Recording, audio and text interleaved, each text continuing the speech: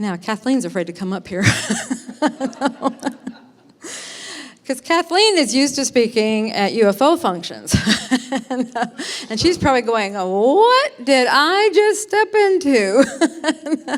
and anyway, I don't know how many metaphysical, kind of spirit fair things you've spoken at. But anyway. But we do them both. We do the UFO, and we have our, this is the other side of us. But the other side of us embraces it all, right? Yes. And that's what's so beautiful about this is, I think it's really interesting. Well, I'll get to that part here in a minute. No, I'll get to it now. Okay. The UFO field, and this is what I think is great about what Kathleen is doing and what her topic is about. The UFO field for so long has been all nuts and bolts and research and scientific, and it's got to, it's very rigid, and it's got to fit, this box and do all these things, and it can't, it's just got to be this certain way, and it's like, okay, we can look a little bit out here, but, okay. And this year's, how many of you were at this year's UFO conference?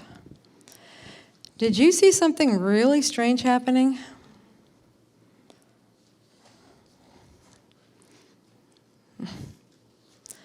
Yeah, this year's? Yeah. It was very different, wasn't it? Yes, it was. I mean, it was like, I'm sitting back there going, what is going on? What just happened? I mean, all these speakers are speaking about consciousness and all this stuff, and it's like, what conference am I at?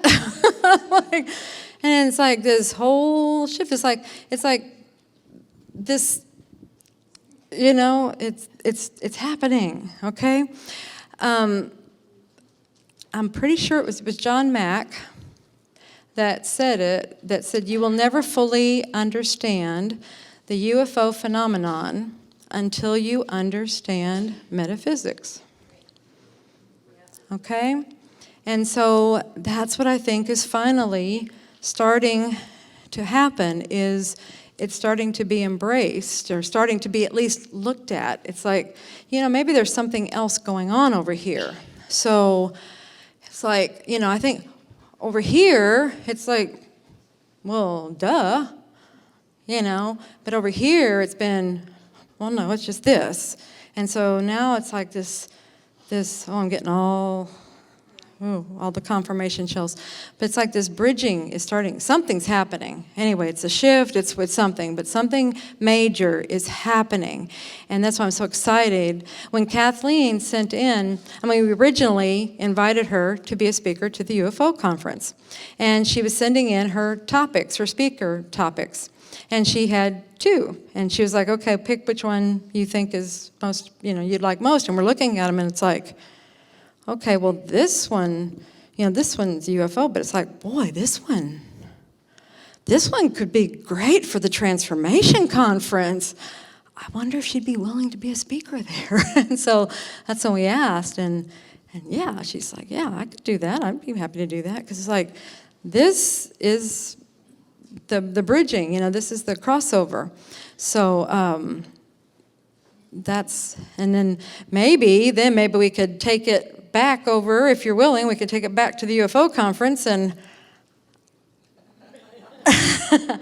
Kathleen, where are you? Would that be an interesting? Okay, would you be willing? Anyway, we'll see, because that's what. See, they're starting to, after this year's conference. What was going on there? It was like, I think they're starting to. They're opening. They're really opening. I mean, I'm telling you, it was like, this is, oh my gosh, this is whole new thing going on here.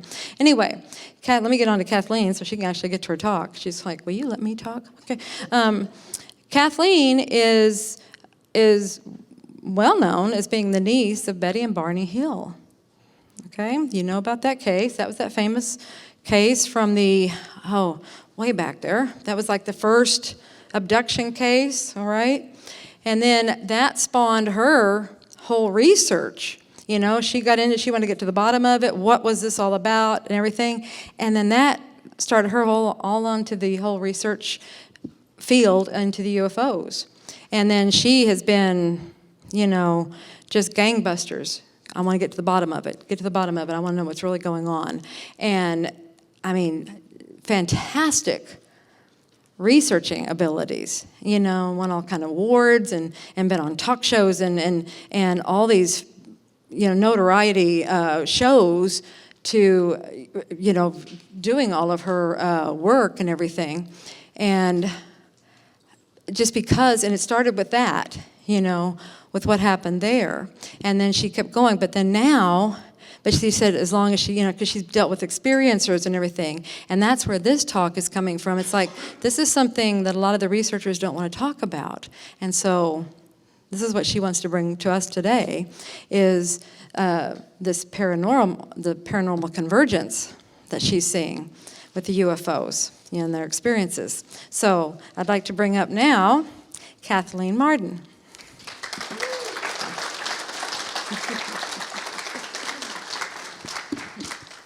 Thank you very much.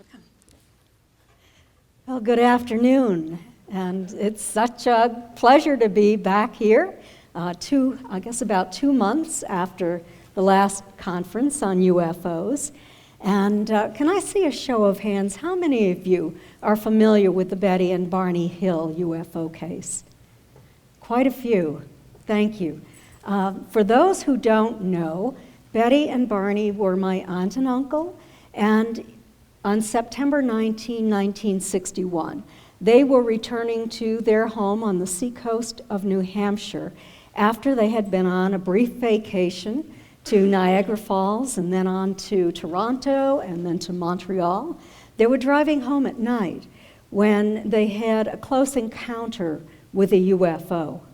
My uncle had conscious continuous recall of observing non-human entities looking down at him, dressed in black shiny uniforms, who frightened him greatly because he said he was afraid they had a plan. And that plan was to capture him, like a bug in a net, he said. He broke away, he ran back to the car, and then he and my aunt heard a series of code-like buzzing sounds striking the trunk of the vehicle. They felt a tingling sensation pass through their bodies, and the car vibrated. The next thing they knew, they were 35 miles down the road with very little recall of what had happened in the interim. They remembered encountering a roadblock somewhere along the way, but they didn't know where that was. They remembered observing a fiery orb that was sitting in the road in front of what seemed to be tall trees. They didn't know where or when that occurred, but they realized that it was moving, but they were not moving at that point. When they arrived home, they felt dirtier than usual, than you would feel if you just were driving on a road trip during the day, hardly getting out of the car. And there was physical evidence. My aunt's dress was torn in several locations. It had been in fine condition when she'd put it on the morning before. My uncle's best dress shoes were so deeply scraped that he had to buy new shoes. The watches they were wearing had stopped working and never worked again. The area of the trunk where they heard those buzzing sounds striking was covered with shiny circles. And when they placed a compass over those circles at the suggestion of a physicist who was one of our neighbors, the needle would spin and spin, indicating a magnetic field, and we've seen that over and over again in UFO abduction cases. We called it an abduction back then. Barney was terribly traumatized by it. Betty, not so much, but she had her own working through to do. A couple of years later, they underwent separate hypnosis for a period of 6 months. Dr. Benjamin Simon, who was a renowned psychiatrist, hypnotized the two of them separately, and they both gave the same details of what had occurred on that night of September 19 and into the early morning hours of September 20th, 1961. That's how I became so interested in this case. I was 13 years old when that happened. We were a very close family, and I became a social worker. I worked in that field, and then I went into education, and I worked in that field. But around 1990, I felt that I really wanted to get to the bottom of this. I had read so much information about what had allegedly happened to Betty and Barney, that none of the things that I was remembering had actually occurred, that they'd only seen a light in the sky, that Betty had some dreams, and that is how she thought she had been abducted. I wanted to separate fact from fiction, and so I spent the next 14 years doing that. I had met most of the original investigators, but I went back and I interviewed all of those who were still alive. My husband and I drove the route that Betty and Barney took that night. We stopped at the spots where they stopped. We spent the night there. I had just about memorized the hypnosis tapes by then, and as we drove along, I was able to see what Barney was describing to Dr. Simon so many years before that. I was finally able to separate fact from fiction, so I wanted to put it down on paper as a biography to tell people who my family was. Betty was a social worker. Barney worked for the post office. And they were both very involved in the civil rights movement. They were also involved in community affairs. They helped to set up the Rockingham County Community Action Program, and Barney was the first director, or the first chairman of the board of directors for that organization. He received an award from Sergeant Shriver for the good work that he did. He was also in the NAACP. He was a black man. They had an interracial marriage. And he was appointed to the U.S. Civil Rights Commission State Advisory Committee. They were credible people, but the skeptics would never want you to know that about them. They would never want you to know what they actually remembered and how much evidence there was. There was a pink powdery substance that grew on Betty's dress. That dress has been analyzed in 6 different laboratories, and no one has ever been able to identify what that is. It has unusual properties. So I started out wanting to tell that story, and my focus was primarily upon the physical evidence. I was a nuts and bolts researcher. And that is what was encouraged among researchers. In the past, if you ever spoke about the paranormal in relation to UFOs, your career was over. Forget about it. Even when Jacques Vallée talked about interdimensional beings and believing that all of this was interdimensional, he sort of disappeared from the UFO community. He was ahead of his time. He's back speaking again. I just saw him at Contact in the Desert, where I spoke a couple of weeks ago, I guess it was. And so I'm so happy that he is back, because he's a scientist and he's a very intelligent man. And so I've decided to go out on a limb. And I am speaking about what I have learned, because I feel that if you really want to understand what is going on, you can't ignore half of your evidence. You have to consider all of it.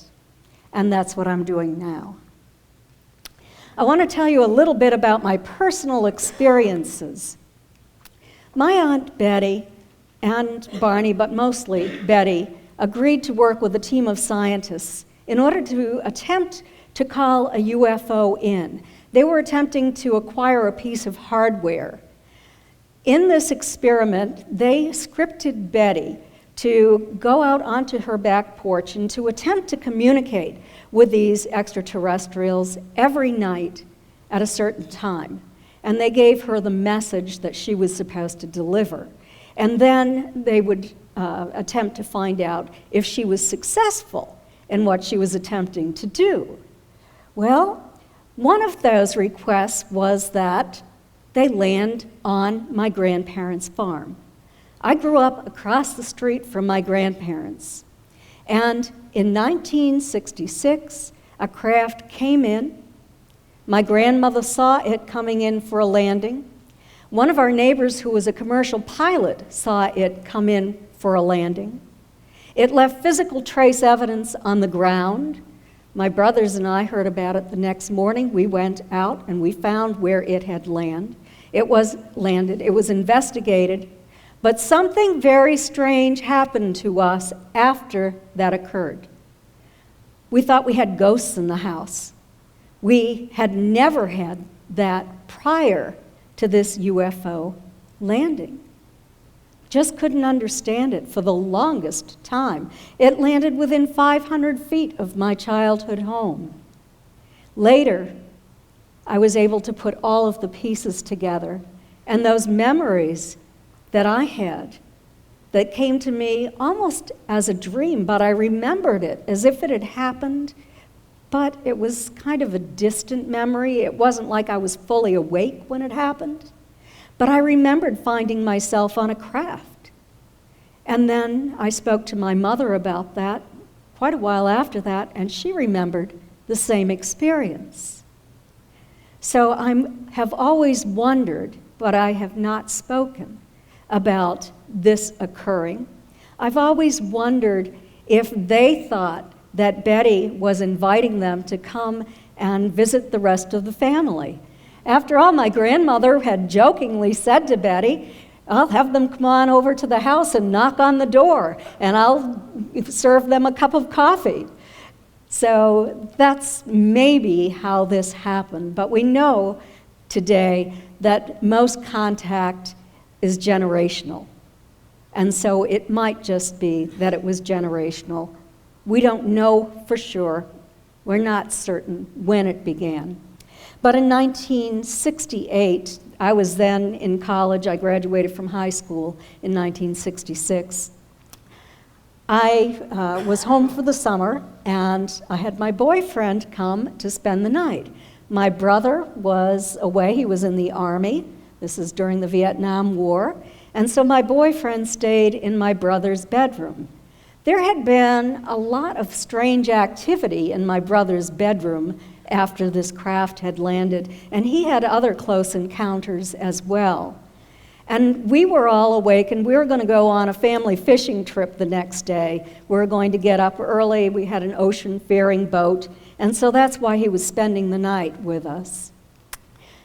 During the night, we were awakened by his screams and him running from the house and refusing to go back in. What had happened is the coat hangers had lifted out of my brother's closet, flown across the room, and landed on top of him. And it scared the living daylights out of him. It wasn't good for our relationship. I think maybe somebody didn't want him in the house. But that happened.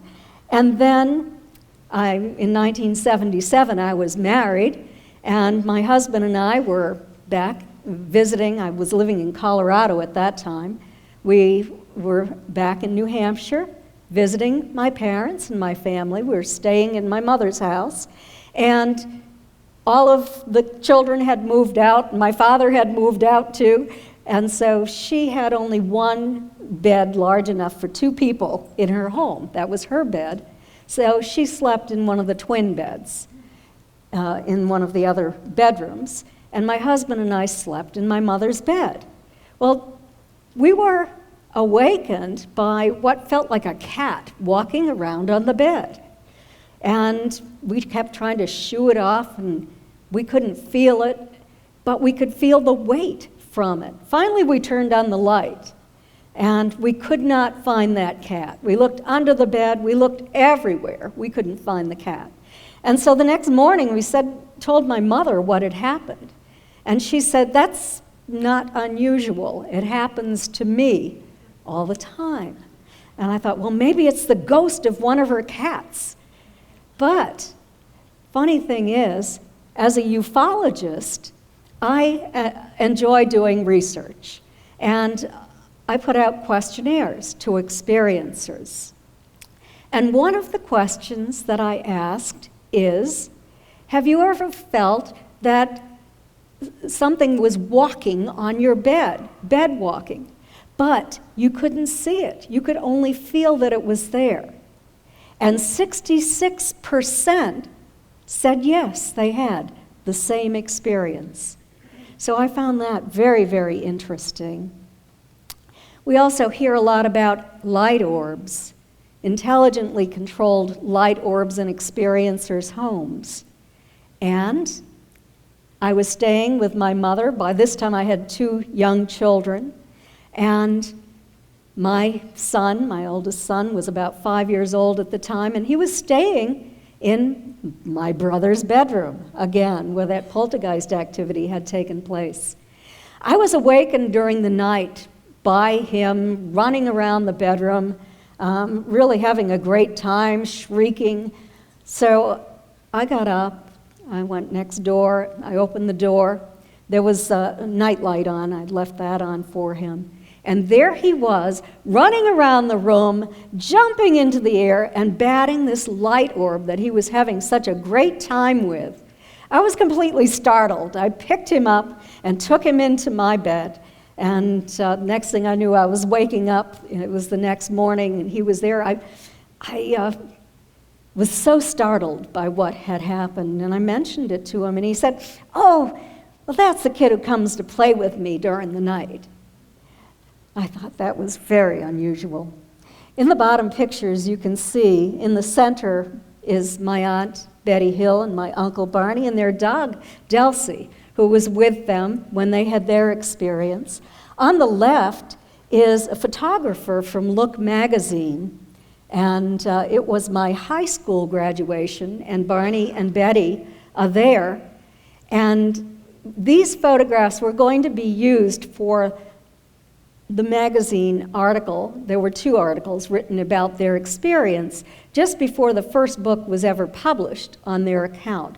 They had not wanted it to go public because of their position in the community and in the state, but it was released as the result of a violation of confidentiality in 1965. So they decided that they would let John G. Fuller write The Interrupted Journey. And he had 2 articles in Look, and so Paul Fusco, who was the photographer for Look magazine, was there to photograph our family to show that we were a perfectly normal American family. And then on the right is the book that I wrote about their experience, contains all the research that I did. And Stanton T. Friedman, a nuclear physicist, very well known, for his work on the star map, wrote 2 chapters in that book on the star map. And he also vetted my work for accuracy. So since then, we have written 2 more books together, Science Was Wrong and Fact, Fiction, and Flying Saucers. So this is a statement from my Aunt Betty Hill about what the kinds of things that were going on in the family. She wrote, quote, "These things are happening to Barney and me as well as to my relatives. but they have also been witnessed by other people who were present. We do not believe in ghosts, but we do believe in space travel and life on other planets. So we wonder if these space travelers might have the ability to be unseen by us. And then this is Dr. Berthold Schwarz.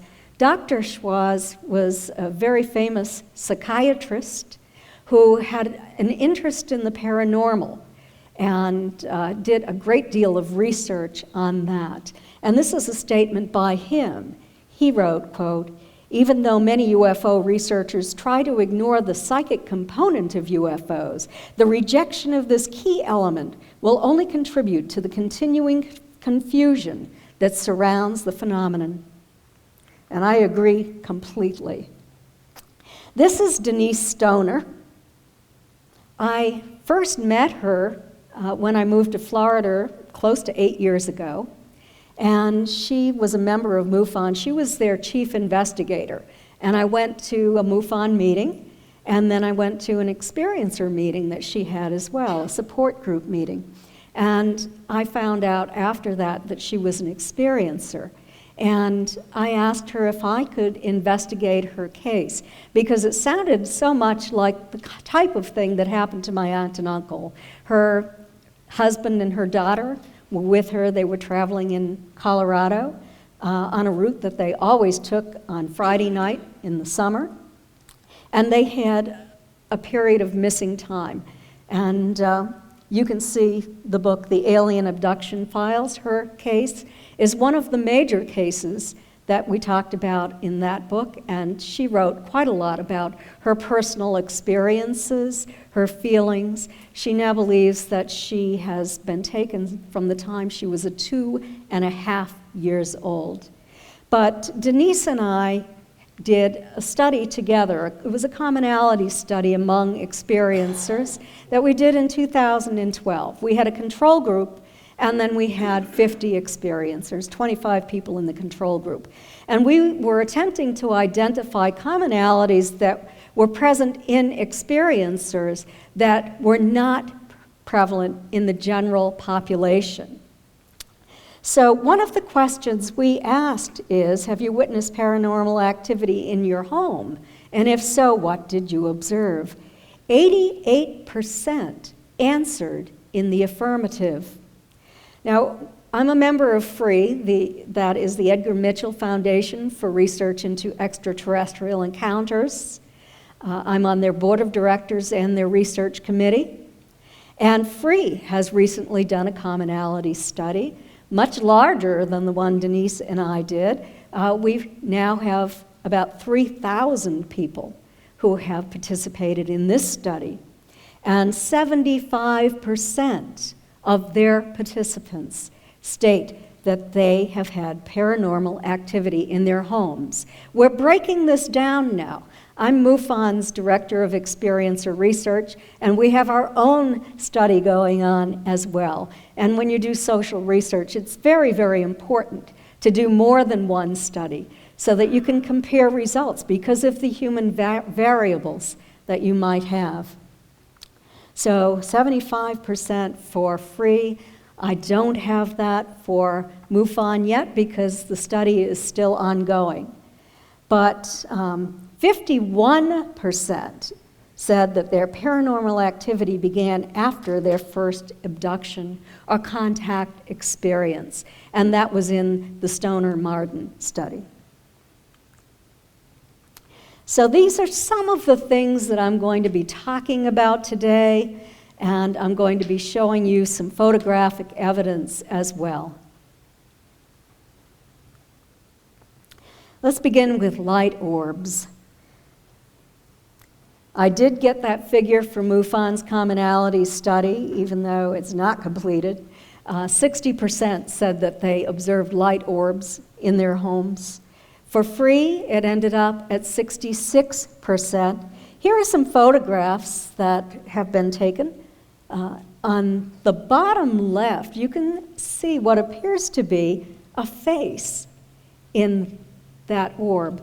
Now, you have to think that maybe if you look up at clouds, you can see a face. Some people see Jesus on a piece of bread, that sort of thing. I don't know if that's what is going on, or if these entities are actually inside these orbs. But so many experiencers have reported that these orbs expand into entities.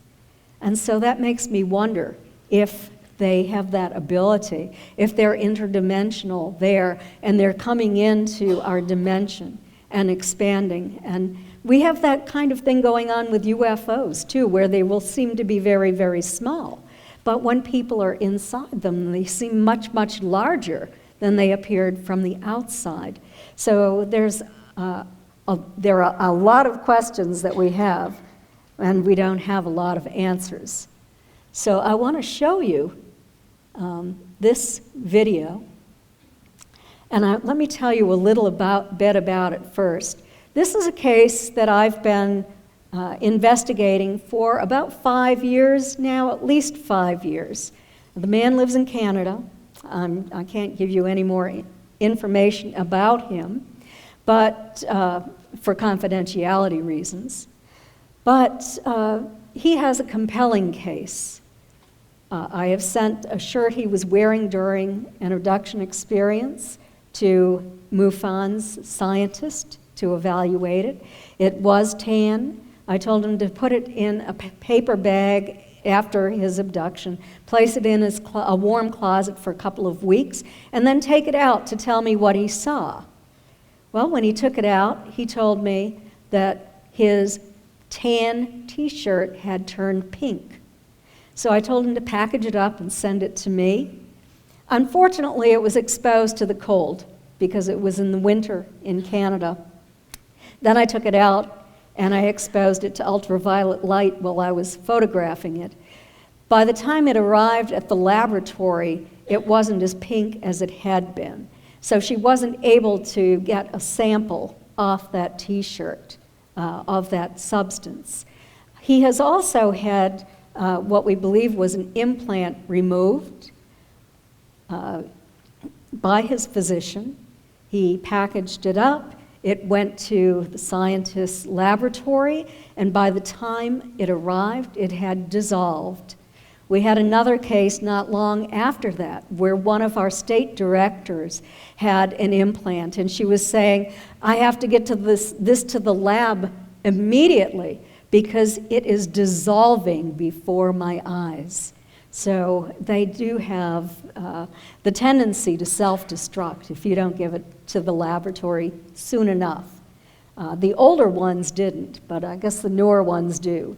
So he, anyway, the man whose case I've been investigating, called me one day, and he said that he had some nodes on the side of his neck, and they were enlarged. And so I said, well, you're running a fever. Why don't you go to the doctor? Maybe you need an antibiotic. So he did. He took the course of antibiotics, and they just kept growing larger and larger. And then he went to an oncologist, and he had a diagnosis of lymphoma. And I had photographs that I show when I just talk about him. But his neck was quite large. And then I said to him, ask the ETs for healing, and I'm going to ask them for healing too. And while we're at it, we can pray to God as well, that you will be healed. And then one night, something happened to him. He had cameras set up in his bedroom, and this camera captured an orb coming up out of the floor. It traveled across the room. It dove down into his body. He got in touch with me the next day when he woke up, and he said that the nodes in his neck were a quarter the size they had been the night before. And by the time he went in for surgery, 4 tiny necrotizing nodes were removed from his neck. Talk about miracles. Let me show you the video.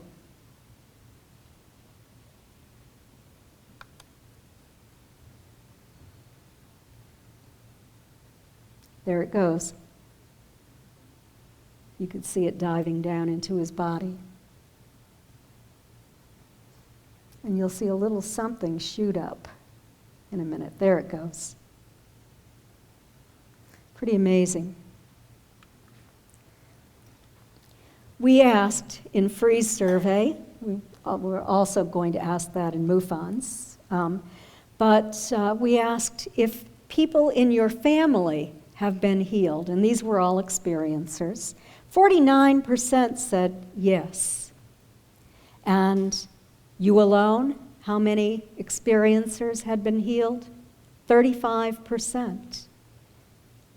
Of things like cancer, heart disease, lung disease, chronic mononucleosis, short-term memory loss due to a head injury.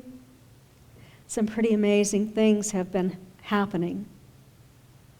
For so many years, we were told this was all negative.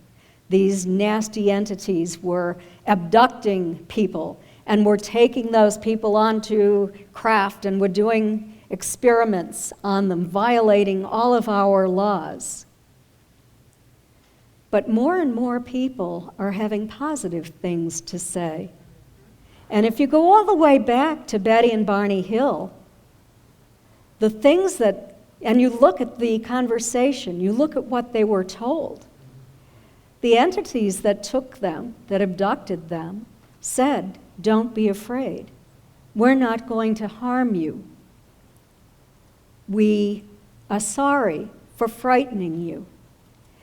The reason that we are going to make you forget about this is that it wouldn't be good for you. It would create problems for you." And so the message that was given has always been positive. And the messages that I've received when I underwent hypnosis were, "We love you. You're part of our family. There's no need to be afraid." Well, I just wanted to show you poltergeist activity. This is not real.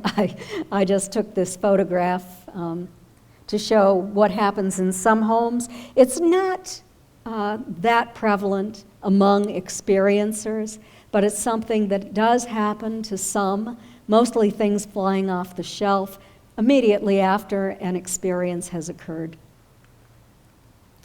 Something that my aunt and I used to have a lot of discussions about is how these non-human entities can take people from their homes and not through the front door. Experiencers generally state that they have been taken through a solid surface, a wall, more often a window. And so I wanted to talk to some physicists, some theoretical physicists, to find out if this was even possible. And this is what I found out. Energized particles at a high enough vibrational frequency become invisible or dematerialize. And you have to remember that theoretically everything has a vibrational frequency. Nothing is completely solid. 99.9% of the atom is empty space between protons and the electrons. It's a matter of getting things in alignment to get them to interpenetrate. And these scientists told me that we've already done this on a very small scale. So we know it is possible, but we have a long way to go before we can figure out how these extraterrestrials are doing this, if in fact they are using interdimensional technology and that they are not just interdimensional beings naturally. One of the women who is a member of MUFON's experiencer research team is an experiencer herself, and she's also a psychic. She makes a living doing that. She has had many disappearances and returns during her lifetime. In 1991, she was living in Texas, and she was in a store. She went to pay with a check. She pulled her driver's license, went to pull her driver's license out of her wallet to show her identification, and it wasn't there. It was firmly lodged, and she didn't know what had happened to it. So she got a replacement. She moved 3 times, and every time she moved, she had her license replaced. And in 2016, in the fall of 2016, she took her car to the garage to have it serviced one day, and when she drove back into her garage in Florida, there was that driver's license that she had lost in 1991. Makes me wonder if there are time slips, interdimensional time slips going on, and these things slip in and out of her space. Something else that happened involved one of her chairs. 17 years ago, she had purchased a dining room set. It was a used oak dining room set with oak dining room chairs. She is single. She has cameras monitoring her home. She has an alarm system monitoring her home. And one day, one of her chairs simply disappeared after she'd had a contact experience. It still has not been returned, and it's been 17 years. I just hope that one day it is returned so I can talk about that too. This happened on a painting that she had as well. She went to France. She purchased a painting when she was there. She had it hanging on the dining room wall, and then it simply disappeared one day as well. Very mysterious. Also, I became interested in manifestations out of thin air. This is something that Dr. Schwaz was very interested in. And on the bottom left, you can see one of his subjects. This is Katie, and he was able to photograph this, what he called an apport, materializing on her face, on her body. Well, there's a case that Denise and I have been working on for several years, and in the top left-hand corner, you can see Audrey Hewins. Audrey is an experiencer, and she is the founder of Starborn Support. You might have heard of that. But Denise was in Maine, where Audrey and her sister, her twin sister, and her mother live, and they were at the mother's home they were taping a show for a Japanese television show program. And so this production was going on, and they took a break. And during the break, Audrey and her sister Debbie were sitting on the mother's couch in the living room. The mother and Denise were sitting, because Denise went up there to do the hypnosis for the show. They were sitting in the room next, looking in toward Audrey and Debbie, and then the Japanese film crew was over to one side of the room. And suddenly, this apport starts to appear on Audrey, and on Debbie, and on the sofa, and on the table in front of them. Denise collected that. This doesn't happen very often, as far as I know, to experiencers. But it is happening now, and I hope to be able to acquire more statistics with regard to this. I did look this up just online, and I think I put manifestations appearing out of thin air. And I discovered that there is a Christian church, there's a congregation, where this kind of thing is appearing in Bibles and on the seats, on the church pews, and they believe that it is a message from God. So let me just play the video of Denise describing what she recalls.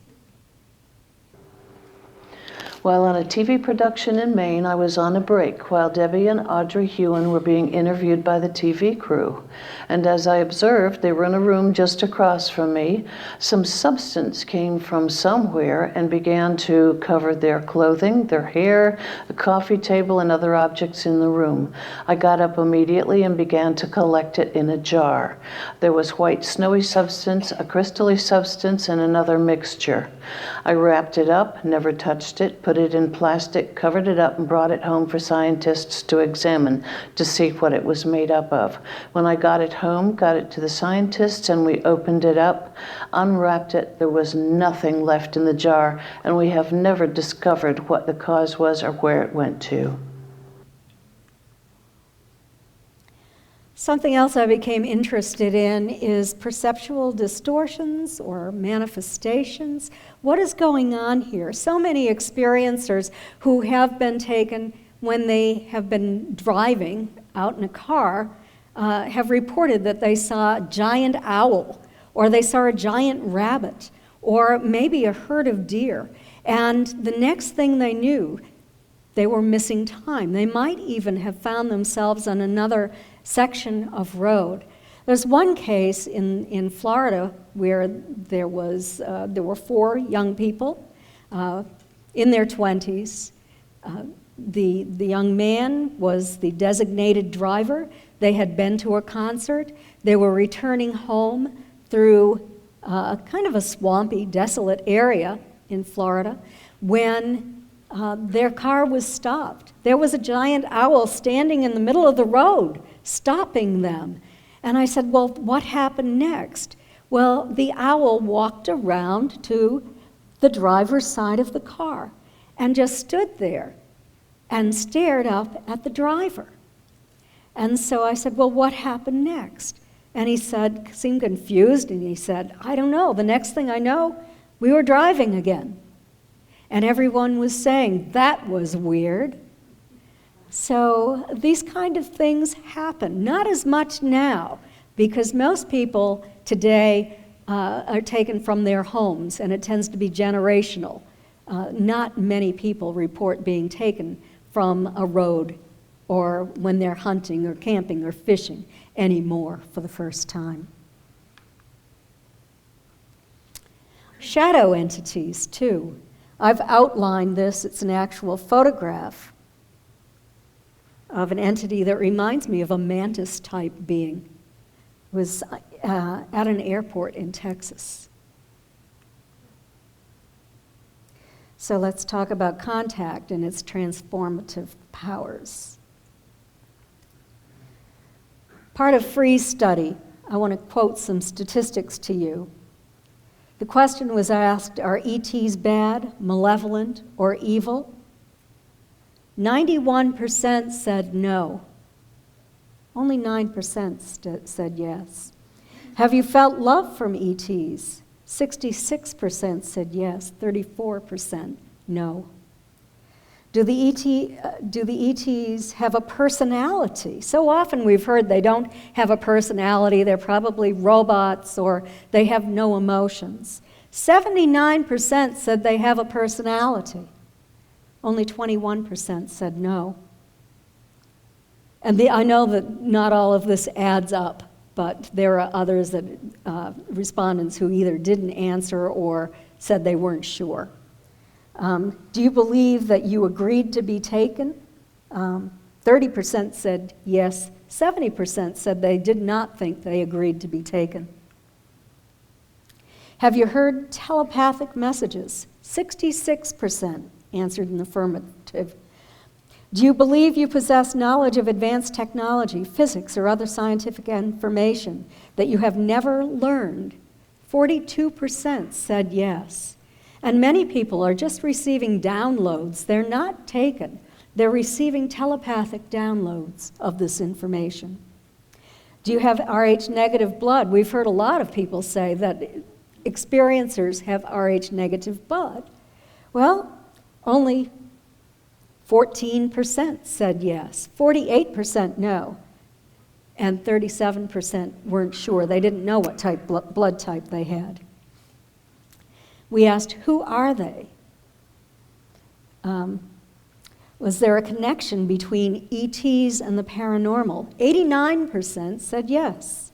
Is there a connection between ETs and the spirit world or heaven? 83% said yes. Connection between ETs and reincarnation? 76% said yes. Did they tell you they are concerned about humanity's behavior? 44% said yes. What about genetic experiments? We asked, are you involved in a hybrid breeding program? 42% said yes. Have you been presented a hybrid child and told it was your child? 29% said yes. Do you know for a fact that a fetus has been taken from you? Only 13% said yes. What about changes in behavior? Has your compassion for others increased as a result of your experiences? 80% said yes, it has. Only 3% said it has decreased. What about your competitive tendencies? 58% said that had decreased. Spiritual feelings. 81% said that they had become more spiritual. Would you end your experiences if it were possible? Only 17% stated they would. 83% said no, they would not end their experiences if it were possible. Some more statistics. For those who were taken 50 to 100 times, 11% said that they were. And what I found is that it is those who claim they've been repeatedly taken who felt their experience was generally bad. 66% said mainly positive, 11% neutral. Equally positive and negative, 18%, mainly negative, 5%. View themselves as an abductee, 46%. View themselves as a contactee, 54%. Had an encounter with a non-physical being, 69%. And was a craft associated with contact, 62% said it was. So then we asked, this is free again, who took you? Who have you interacted with? And 51% said short grays, 54% said human-looking, and 55% said energy beings. Only 32% said tall grays, 26% hybrids, 23% said insectoids, 26% reptilian types, 47% ghost-like figures. And so obviously you could answer more than one question because many people see a number of different types of entities working together. So my hypothesis on what might be occurring is that perhaps these interdimensional portals are opening a pathway for entities that fall outside our visual range on the electromagnetic spectrum. I don't know this for a fact, but I'm looking at this more and more, and I'm working with paranormal researchers who know a lot more about this than I do. And are our extraterrestrial visitors interdimensional, or do they live in a parallel dimension? And do they use technology to come in and out of dimension? This is a quote. There are many universes and parallel universes, and sometimes they do leak, and we get a change in a timeline. However, the portals you are referring to, some are from other beings, and some are caused by your scientific experiments.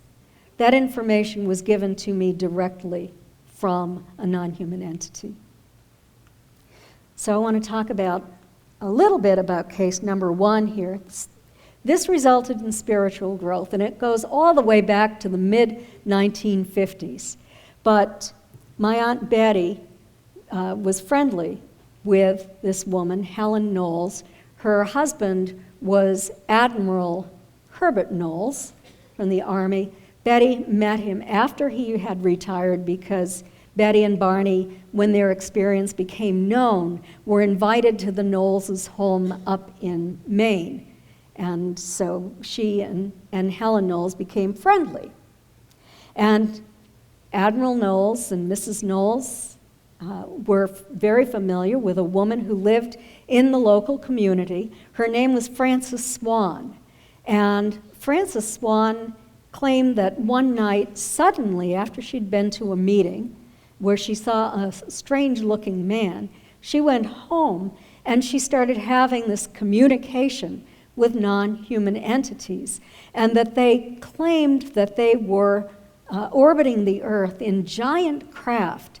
And those craft were so large that they held motherships and they held smaller UFOs. And they seemed to be very, very enlightened spiritual beings. There was a lot of highly spiritual communication that was being given to Mrs. Knowles. And Admiral Knowles took a real interest in this. So the letter stated in part, Admiral Knowles told Ike that Frances Swan had the ability to answer scientific questions beyond her level of knowledge that came through automatic writing. Well, Admiral Knowles took a real interest in this, and he attempted to learn how to do this as well. And he was able, finally, to accomplish this. This is part of the letter that Helen wrote. She said, Herbie not only helped her out, meaning Frances, but personally endorsed her letter after he read it. Then, because its contents were of vital national importance, he addressed a personal letter to Washington, which brought a group of departmental top brass to our home. Much correspondence ensued, and when they learned that the information described in her letter was not orthodox or obtained by conventional means, they withdrew their interest and went home. And she wrote, I was getting tired of making sandwiches for that crowd during that time. The FBI was interested in this. This is the first page of an FBI document on all of this going on. It became a matter of the Office of Naval Intelligence and also the Air Force. And Wilbert Smith, the Canadian ufologist, government official from Project Magnet, also took an interest in what Frances Swan was doing, made many trips down to Maine. And he had passed away by the time Betty and Barney went to the Knowles' home, but Betty and Barney had met his wife. And they would go to Canada to visit the wife and meet with representatives from the Canadian military when they were up there. So Canada's military was very interested, it appears, in what Betty and Barney had to say. So this is a letter that Admiral Knowles wrote to Wilbert Smith. He said, flying saucers are real and come from outer space. The real important thing to know about them is why they are here. Their source of mechanics are merely incidental.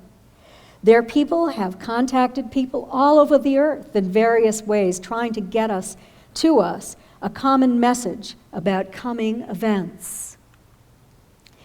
No one nation, people, or area is being shown preference by them, and none will be. Any technical knowledge gained from them will be so incomplete that no nation can take advantage of it to the detriment of other nations. Absolute neutrality is a requisite in all their contacts with us. Beware of all reports that show preference or partiality on their part. So the way that Admiral Knowles received this information was he would feel a buzzing in his ears. And when he felt that, he would be prepared to receive this message. The same thing happened to Frances Swan, and she taught him how to do this. The next case I'm going to go to is not so good. It's a very sad case. It involves a commercial pilot from Texas. His name was Melvin, and he passed away this fall this past fall during my investigation of his case. He seemed to be a very, very nice man. He was a licensed commercial pilot. He owned his own airport at that point. He had an instrument rating. He taught people how to fly. He had a FAA certified repair station. Everything is going fine in his life. And then in 2010, he's living in an apartment above the hangar, and he and his wife are going to build a home on some land adjacent to this airport. And in 2010, he hears people outside on the runway at night. And he goes outside and he has his first UFO sighting. He becomes very excited about this. Here's a picture of the airport aerial picture. The closest residence was 2 miles away, but there were some churches nearby, and there are also some other commercial property. It's in a heavily wooded area. It abutted tribal land, and as you can see, the star is where the tribal land was, and the area of his airport as well. And there was national forest all around that area too. It's known as the Piney Woods, and if you have an interest in UFOs, you'll know that there has been a lot of unusual activity over the years in the Piney Wood area. Well, after that first sighting, he sort of became hooked on UFOs, and he would go out, he would see them, and then he decided to try to call them in. So he would go into the signal tower, and he would signal them by pointing a light gun toward them and signaling, and when they moved in closer, he would hit them with a 20-millimeter laser pointer, a red laser pointer, and they didn't like that. He said they would move away when he did that. He got some pretty good photographs of UFOs. You can see the UFO over there on the left, and this is my enlargement of it. There were also perplexing lights that started to show up on that airport. And it was so perplexing that he mounted a dozen game cameras around the airport. And he also started to put cameras into his apartment as well. This case is beginning to remind me of a case that took place on a ranch owned by Bob Bigelow now in Utah, the Skinwalker Ranch. You might have heard of it, where there seem to be a lot of portals where all sorts of entities are coming in, very strange beings, both positive and negative. Then he was on the phone with his sister one night. His sister worked for the State Department, and she was stationed overseas, and so they were speaking in the middle of the night. And he looked out through a window that looked down upon the hangar, and he saw these entities down there. One was 6 feet tall, horizontal eyes with lids. It was tan in color. He said the face is not exactly as sketched there. And then he saw these 3 small entities with this larger one. He said that they were so white that they almost glowed, and they appeared to be robotic. He didn't think they were sentient beings. The next thing he knew, he went upstairs to tell his wife about this, and he was waking up the next morning. I never had the opportunity to look into this further, but MUFON looked into it initially. And I have to tell you that the first investigator who went out there went out at night, and he wrote in his report that he had observed a UFO at 1,000 feet or less in the distance. This is a landed UFO. This happened in 2010 as well. Some people think that it's only a camera and it's all camera movement, but if you look, you can see that shed in the foreground, and those lines are crisp and clear. And then he took some video of a UFO. I'm going to show you.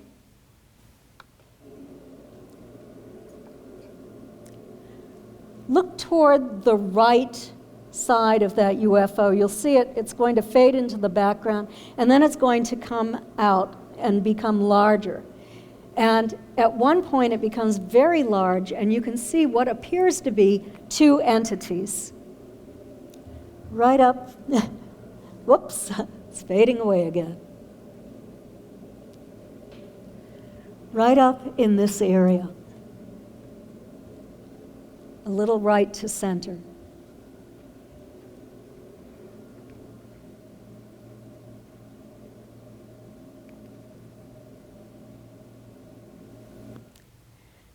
Reminds me of when my uncle said that it seemed to bounce back and forth in the sky.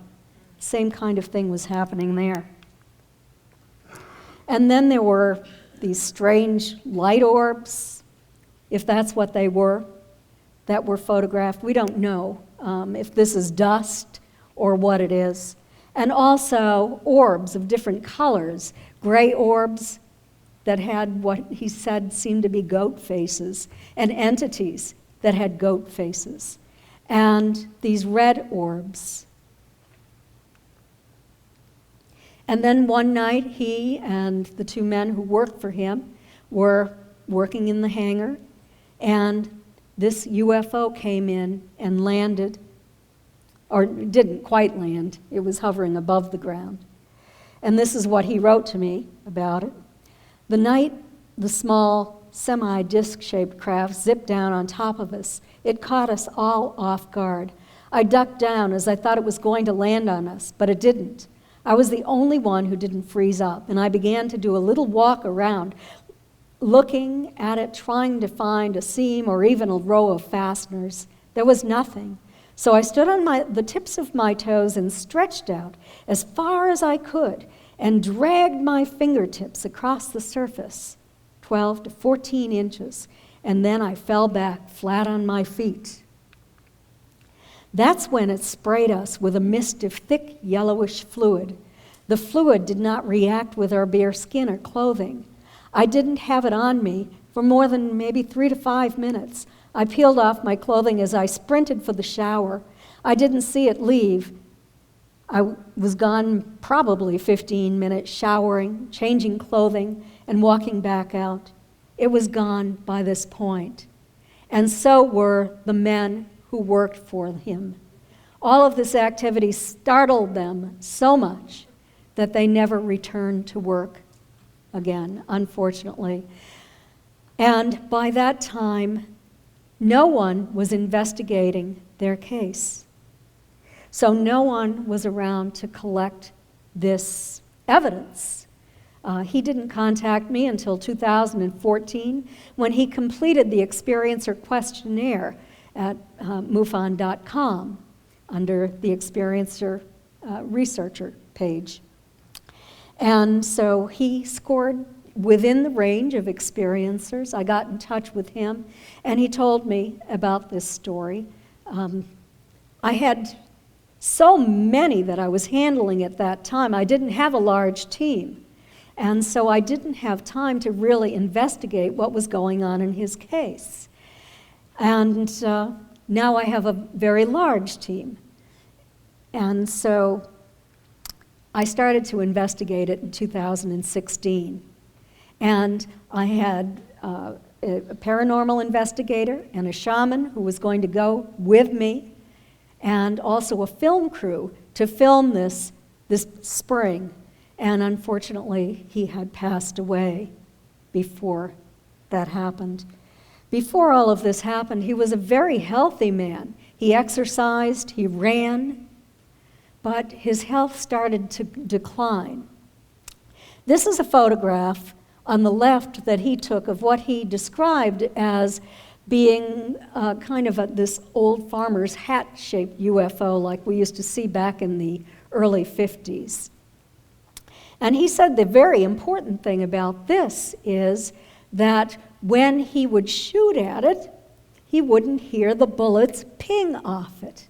He started trying to drive the other UFOs away, so he started shooting at them, and he could hear the pings. But this one would come, and it would just dive down into the ground and disappear without a trace.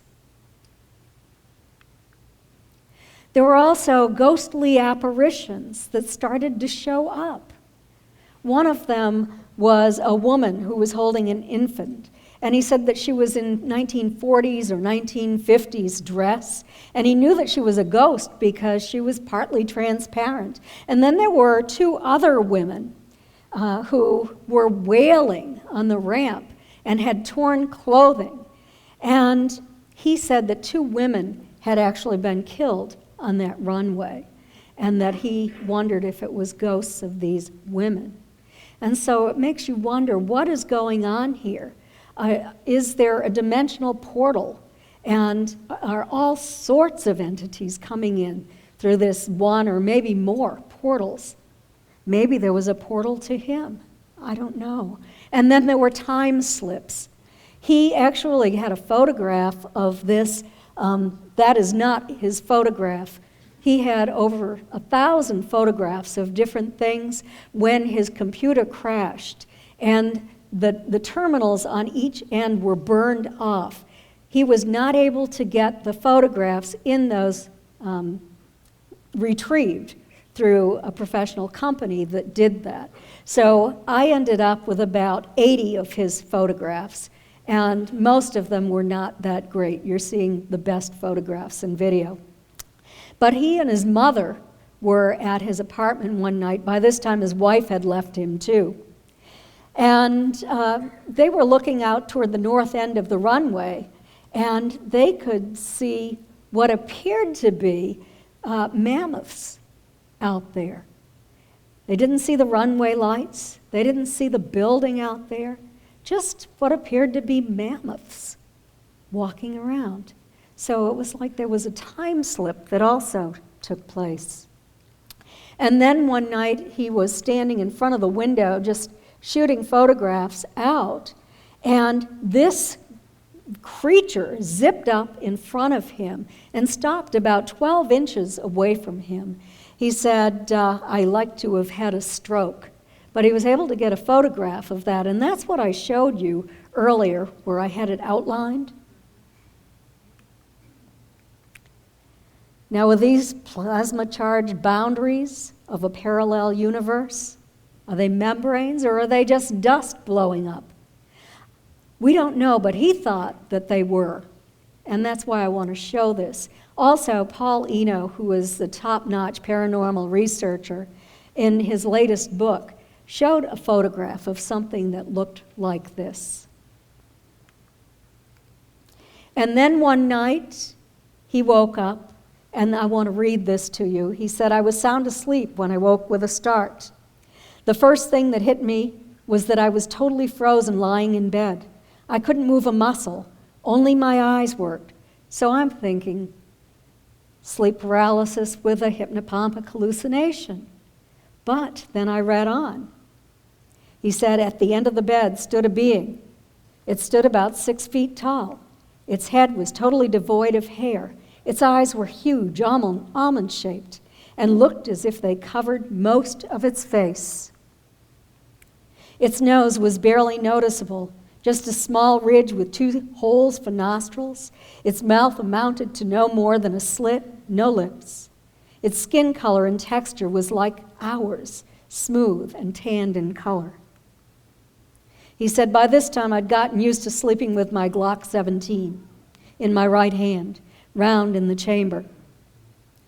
As I lay there screaming in my mind at the horror that I was staring at, with all my might, I mentally forced my right hand up and aiming for its mid-torso, I squeezed off one round, striking it dead center. It immediately doubled over and then disappeared in a blinding flash of blue light. I immediately jumped out of bed and turned the lights on. All over the foot of my bed and the wooden laminate flooring was a yellowish, thick fluid. Nobody collected this either, unfortunately, so we were not able to analyze it. The ufologists thought it was paranormal, the paranormal researchers thought it was UFO related, and no one wanted to do both, according to what Mel told me. Other strange things. The camera inside his home took these, I think it was video. The ambient temperature in the room was 78 degrees, and he saw this light appear during the night. It looked like an angel to him. He could see a woman dressed in white flowing robes, and behind this angel, he saw a naked man with shoulder-length black hair. And he thought that this was a demonic being trying to get him, and that he was being protected by this angel. The only thing is that the temperature of that entity was only 62 degrees. He used a laser thermometer, and you can see this right up here is the circle where he took the temperature of that being. And normally that's associated with negative energy. And I do know that he believed a lot of negative things were going on around there. And he was very frightened. After he asked them in, he didn't want them to come any longer. He thought he was going to be able to sit down and have a meeting with them and find out what they were up to, why they were here. That didn't happen. What he found is they came whenever they wanted, whenever it suited them. And they didn't stay out on the runway. They came into his apartment. He wrote, after a year and a half, I began to see these objects, at least part of them, as not some race of beings thousands of years ahead of us from some far-flung galaxy. I started seeing what could only be described as evil. That was his perception of what was going on. I want to say that. I want to say his background was Catholic. His best friend was a born-again Christian and was trying to convince him that everything that happened there was demonic. So I think that Mel made a few mistakes. He called in the entities without having adequate knowledge. Some people call things in and they're willing to take anything that comes in. And they end up, there are plenty of entities who are just very, very happy to come to you for whatever purpose they have. He believed that he could meet with them, as I said. He had developed a belligerent attitude toward them, and he used violent force. He exhibited fear and negativity. And we know that this kind of human reaction, this fear, this negativity, is something that negative entities feed off from. And so he was giving them, negative entities, what they wanted, and they came back time and time again. Just before he passed, he said to me, quote, hopefully people, if ever confronted with the same thing, will fall back on my experiences and not have to suffer from some of the health issues that come from being too close to this. I think it's a very wise statement. And now I want to move on to something a little more positive. This is what happens when these interdimensional entities will come to you and communicate with you.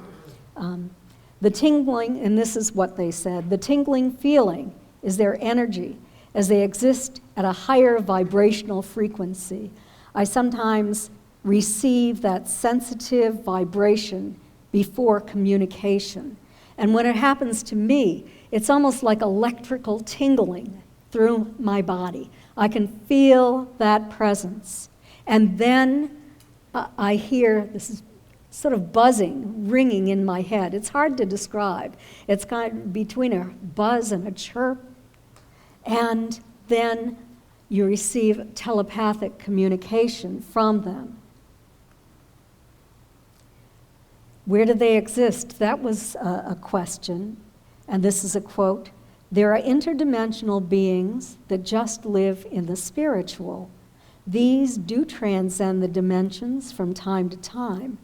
Then we have what you call extraterrestrials from different dimensions. The difference between the dimensions is only the difference in the vibrational frequencies they exist in. So people get mistaken between the spiritual and the physical from the different dimensions. That's what they told me is occurring. I asked, why are you here? We are here to guide and assist in the development of your species and your world. We planted your seed here, and we helped to develop it. We introduce things to assist in your development.